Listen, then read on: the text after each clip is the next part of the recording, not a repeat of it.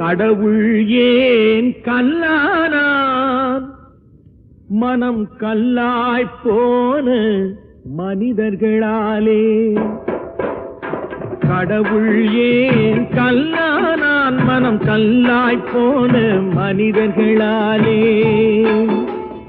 கடவுள் ஏன் கல்லானான்? மனம் கல்லாய் போன மனிதர்களாலே.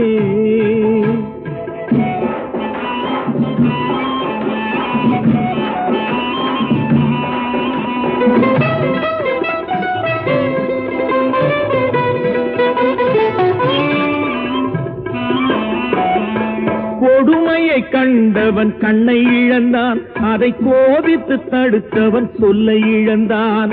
கொடுமையை கண்டவன் கண்ணை இழந்தான், அதை கோபித்து தடுத்தவன் சொல்லை இழந்தான்.